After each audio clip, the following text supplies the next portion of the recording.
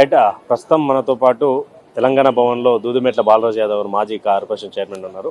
25 సంవత్సరాలు పూర్తి చేసుకున్నటువంటి తరుణం, ఒక తెలంగాణ ఉద్యమ పార్టీగా పుట్టి ఎన్ని రోజులు ఉంటుంది? గతంలో మంచి మంచి రాజకీయ నాయకులే సంవత్సరం 2 సంవత్సరాలు మూసుకొని పోయినటువంటి సందర్భం. నువ్వు డిప్యూటీ స్పీకర్కి పదవికి రాజీనామా అయ్యాకని కేసీఆర్కి ఎంతో మంది చెప్పినటువంటి ఈ 25 సంవత్సరాల ప్రయాణంలో మీరు ఎన్ని సంవత్సరాలు ఉన్నారన్న? కేసీఆర్ గారి నాయకత్వంలో మలిదశ ఉద్యమం ఎప్పుడైతే మొదలైందో ఆ రోజు ఉస్మాన్ సిటీ విద్యార్థులుగా మేమందరం కూడా ఉస్మాన్ సిటీ చదువుకుంటా ఉన్నాం. ఆ రోజు మలిదశ ఉద్యమం తర్వాత 2001లో బీఆర్ఎస్ పార్టీ పెట్టిన తర్వాతకి మేమైతే 2006లో మీ పిహెచ్డీ చేస్తున్న సందర్భంలో విద్యార్థులంతా కూడా తెలంగాణ రాష్ట్రం రావాలనే ఆకాంక్షతో ఉండేవాళ్ళం. అందరూ కూడా మలిదశ ఉద్యమం కావచ్చు, ఆ రోజు తొలిదశ ఉద్యమం కావచ్చు, ఏ ఉద్యమాలైనా విద్యార్థుల పాత్ర చాలా అజరామరమైనది.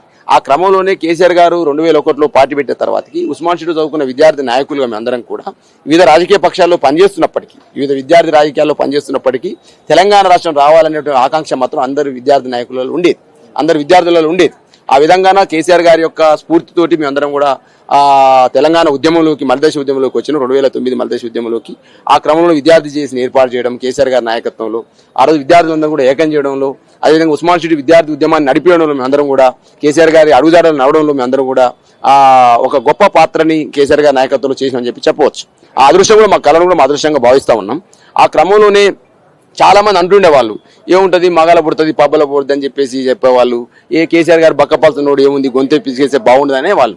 కానీ మాకు కూడా అనుమానాలు ఉండేవి వాస్తవంగా. ఎందుకంటే ఒకవైపు మీడియా కావచ్చు, అదేవిధంగా రాజకీయ పార్టీలు కావచ్చు, ఆ రోజు తెలంగాణలో వ్యాపారవేత్త లేకపోవడం కావచ్చు, ఆర్థికమైనటువంటి పరిస్థితుల రీత్యా ఎక్కడ కేసీఆర్ గారిని కిల్ చేస్తారో, ఎక్కడ తెలంగాణ రాష్ట్రం రాకుండా అడ్డుకుంటారు అనేటువంటి భావన ఉండేది చాలా మంది ప్రజలలో కూడా ఉండేది. ఎందుకంటే అన్ని రంగాల్లో పదిసారి తొలిదశ ఉద్యమం వచ్చినప్పుడు 360 మంది చనిపోవడం, తర్వాత తెలంగాణ రాష్ట్రం రాకుండా అడ్డుకోవడం జరుగుతూ ఉంటే అనిపించేది. కానీ కేసీఆర్ గారి యొక్క అంకుఠిత దీక్ష కావచ్చు, కేసీఆర్ గారికి తెలంగాణ రాష్ట్ర ఏర్పాటు పట్ల ఉన్నటువంటి ఒక ప్రగాఢమైనటువంటి విశ్వాసం కావచ్చు, ప్రజల పట్ల నమ్మకం అనేటువంటి అంశం ఏందో ఆ ఉద్యమాన్ని నడపడంలో కేసీఆర్ గారు సక్సెస్ అయినారు.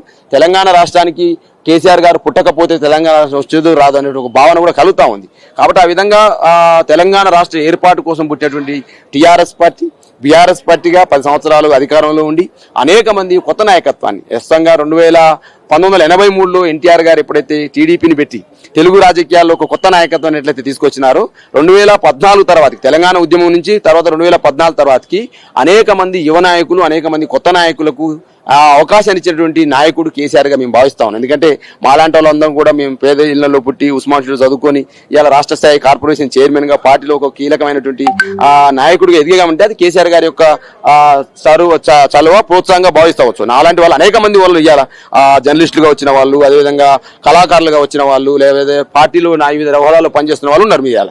కాబట్టి డెఫినెట్ గా కేసీఆర్ గారు 25 సంవత్సరాల ఈ టీఆర్ఎస్ బీఆర్ఎస్ యొక్క ప్రస్తావన 26వ సంవత్సరంలోకి అడుగుపెడుతున్న సందర్భంలో ఇలా అనేక రకాల తెలుగు రాజకీయాల్లో కావచ్చు, దేశ రాజకీయాల్లో ఒక ప్రధాన భూమికను పోషించబోతాం అనేటువంటి ఒక భావన మాత్రం, విశ్వాసం మాత్రం వ్యక్తం చేస్తా ఉన్నా. ఎందుకంటే కేసీఆర్ గారు ఒక విజనరీ లీడర్. అనేక సందర్భాల్లో మాట్లాడేటప్పుడు దేశంలో ఉన్నటువంటి ఎన్ని రకాల టీఎంసీల నీళ్లు ఉన్నది, ఏ విధంగా విద్యుత్ యొక్క కొరత ఎట్లా ఉన్నది, దేశవ్యాప్తంగా అనే అంశాలను మాట్లాడుతున్నప్పుడు ఒక దేశవ్యాప్తంగా ఒక విజనరీ లీడర్ గా భావిస్తా ఉన్న సందర్భంలో డెఫినెట్ గా ఇవాళ కేసీఆర్ గారు ఈ 45-50 ఏళ్ల ప్రస్థానంలో వారు అనేక రకాల హోదాల్లో పనిచేసినారు. వారు అనర్గళంగా హిందీ, ఇంగ్లీషు మరియు తెలుగు మరియు అనేక 3-4 భాషలలో మాట్లాడగలుగుతున్న అనర్గళమైన వ్యక్తి. కాబట్టి డెఫినెట్ గా రేపు బీఆర్ఎస్ పార్టీ దేశ రాజకీయాల్లో కావచ్చు, ఈ తెలుగు రాష్ట్రాల రాజకీయాల్లో కావచ్చు ఒక క్రియాశీలక భూమికను 26 సంవత్సరాల వసంతంలో అడుగుపెట్టిన సందర్భంలో పోషిస్తున్నటువంటి విశ్వాసాన్ని వ్యక్తం చేస్తా ఉన్నాం. డెఫినెట్ గా బీఆర్ఎస్ పార్టీగా, నాటి టీఆర్ఎస్ పార్టీగా ఉద్యమ సంబంధించినటువంటి ఏదైతే ఆ శక్తుల్ని అందరినీ కలుపుకొని, ఉద్యమ నేపథ్యాన్ని కలుపుకొని, అదేవిధంగా ఉద్యమంలో తెలంగాణ ప్రజలు ఏం కోరుకున్నారో తెలిసిన వ్యక్తిగా డెఫినెట్ గా రేపు భవిష్యత్తులో మళ్ళీ అధికారంలోకి వస్తే ప్రజలకు ఏం చేయాలి, ప్రజల్ని తెలంగాణ ఎట్లా డెవలప్ చేయాలని ఆలోచన విధానంతో పార్టీ ముందు పోతుందని భావిస్తా ఉన్నాం. అంటే మీరేమో కొత్త నాయకత్వానికి తెరలేపారు, కొత్త నాయకత్వాన్ని ఇచ్చారని కేసీఆర్ గారు ఇచ్చారని మీరు మాట్లాడుతున్నారు. కాంగ్రెస్ వాళ్ళు ఏమో జలదృశ్యం 2001 ఏప్రిల్ 27 కొండా లక్ష్మణ్ బాపూజీ గారి ఇంట్లో జరిగినటువంటి మీటింగ్ జలదృశ్యం విషయంలో ఆయన కొన్ని రోజులకే పార్టీ కానీ ఉద్యమానికి, అంటే ఉద్యమానికి దగ్గర ఉన్న పార్టీ కేసీఆర్ని దూరం పెట్టినటువంటి సందర్భం. కొండా లక్ష్మణ్ బాపూజీ లాంటి వాళ్ళను, ఆల నరేంద్ర లాంటి వాళ్ళు, విజయశాంతి లాంటి వాళ్ళు చాలా మంది హేమాహేమీలను మోసం చేసిరు. ఆ రోజు జలదృశ్యంలో ఉన్నటువంటి వాళ్ళు చాలా మంది ఈరోజు పార్టీలో లేరు అని చెప్పి కాంగ్రెస్ పార్టీ ప్రధానంగా ఆరోపిస్తున్నటువంటి విషయం. అది దీని మీద ఏమంటారు? ఇప్పుడు ఒక రాజకీయ పార్టీలో ఉన్నప్పుడు ఆ రాజకీయ పార్టీ నియమ నిబంధనలు పాటించాల్సిన బాధ్యత ఒక కార్యకర్తగా, ఒక నాయకుడిగా ఉంటది. ఆ రోజు కేసీఆర్ గారి నాయకత్వంలో ఏర్పడినటువంటి టీఆర్ఎస్ పార్టీ ఆ టీఆర్ఎస్ పార్టీ యొక్క నియమ నిబంధనల్ని ఆలోచన విధానంని అంచనా వేసుకోకుండా దానికి అనుగుణంగా నడుచుకోకుండా ఒకవేళ బయటికి వెళ్తే బాగుంటుంది అనుకున్న వాళ్ళు బయటికి వెళ్తారు. ఇవాళ ఏమంటే పార్టీ నియమ నిబంధనలు నడిచిన పార్టీ అధినేత నిర్ణయాలకు అనుగుణంగా నడుచుకున్న వాడే పార్టీ నాయకుడు, పార్టీ కార్యకర్త అవుతాడు. కాబట్టి డౌన్ టు హెర్త్ అందరూ కూడా పార్టీ అధినేత యొక్క నిర్ణయాలు పాటించాల్సిందే. ఆ క్రమంలో 2001 నుంచి 2025 వరకు అంటే 26 ఏళ్ల వసంతలు అగుపెట్టిన సందర్భంలో అనేక మంది వచ్చారు, పోయారు. కొత్త వాళ్ళు వచ్చారు, పాత నీరు పోయింది, కొత్త నీరు వచ్చింది. ఆ క్రమంలో అనేక మంది వచ్చినారు. కాబట్టి దానికి కేసీఆర్ గారి నాయకత్వాన్ని ఇప్పుడు కేసీఆర్ నాయకత్వం సక్సెస్ అయిందంటే ఏందన్నట్టు?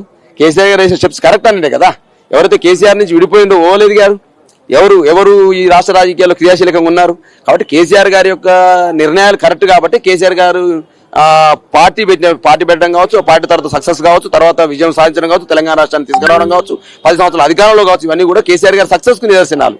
అంటే ఒక సక్సెస్ అనేది ఆయన చేస్తున్న నిర్ణయాలకు ఎజెండాగా భావించవచ్చు.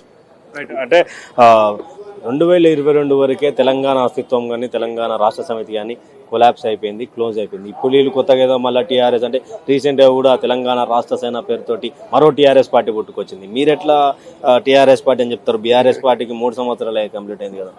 వాస్తవంగా బీఆర్ఎస్ డిఎన్ఏలోనే తెలంగాణ అస్తిత్వం ఉంది. కేసీఆర్ గారి గుండెలోనే తెలంగాణ అస్తిత్వం ఉంది. ఇక కేసీఆర్ గారి కంటే ప్రేమించేటువంటి వ్యక్తి తెలంగాణను దొరకడని నేను అనుకుంటా ఉన్నా. తెలంగాణ ప్రయోజనాలు కాపాడేటువంటి పార్టీ బీఆర్ఎస్ కంటే టీఆర్ఎస్ కంటే గొప్పది దొరకదని నేను భావిస్తాను. ఎందుకంటే తెలంగాణ ప్రయోజనాల కోసం తెలంగాణ ఆత్మను ఆవరించుకొని పుట్టేటువంటి పార్టీ బీఆర్ఎస్ పార్టీ. తెలంగాణ ఆత్మ కేసీఆర్ గారి గుండెల్లో ఉంది. ఆ గుండెల నుంచి వచ్చిన పార్టీ బీఆర్ఎస్ పార్టీ. కాబట్టి బీఆర్ఎస్ కంటే గొప్పగా ఆలోచించేటువంటి రాజకీయ పార్టీలు తెలంగాణలో ఉంటాయని నేను భావించట్లేదు. కాబట్టి చాలా మంది కొంతమంది విమర్శలు చేయవచ్చు. ఆ విమర్శలు ఏదో తాత్కాలికంగా బ్రేకింగ్ న్యూస్ల కోసమో పేపర్ ఎడిటింగ్ల కోసం ఉపయోగపడవచ్చు. కానీ తెలంగాణ ఆత్మను ఆవిష్కరించేటువంటి ఏకైక జెండా గులాబీ జెండా, ఏకైక పార్టీ బీఆర్ఎస్ పార్టీ, ఏకైక ఆత్మ కేసీఆర్ ఆత్మ. ఫైనల్ గా వరంగల్ రజతోత్సవ సభ తర్వాత సంవత్సరం తర్వాత జగిత్యాలలో మా కేసీఆర్ మాట్లాడాడు. మళ్ళీ ఇప్పుడు వారం రోజులకి కేసీఆర్ ప్రెస్ మీట్ ముందుకు వస్తున్నాయంటే ఒకసారి ఆ యూట్యూబ్ ఛానల్ కానీ శాటిలైట్ సంబంధించినటువంటి వ్యూవర్షిప్ ఒకసారి క్యాల్కులేషన్ జరుగుతా ఉన్నది. ముఖ్యమంత్రి గారి ఇదంతా ఈరోజు అసలు అంటే గతంలో కేటీఆర్ కూడా మాట్లాడాడు. అంటే మళ్ళీ ఒకసారి పార్టీ మార్చి పునరాలోచిస్తున్నాం.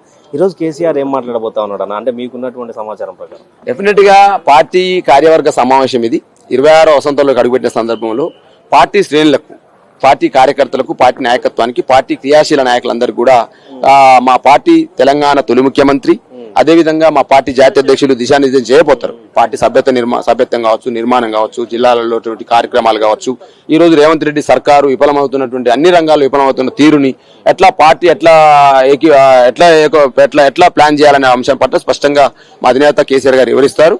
డెఫినెట్ గా తెలంగాణ రాష్ట్ర సమితి, భారత రాష్ట్ర సమితి కోల్పోవడం ద్వారా తెలంగాణ రాష్ట్రంలో జరుగుతున్నటువంటి ఈ విశృంఖలమైనటువంటి ఏదైతే ఈ కాంగ్రెస్ పార్టీ చేస్తున్నటువంటి ప్రజా వ్యతిరేక విధానాలు ఏదైతున్నాయో ఈ ప్రజా వ్యతిరేక విధానాల మీదనే మా సమరం ఉంటది. ఆ దిశగానే మా అధినాయకుడు కేసీఆర్ గారు పార్టీ దిశానిర్దేశం చేస్తారని భావిస్తా ఉన్నాం. Thank you.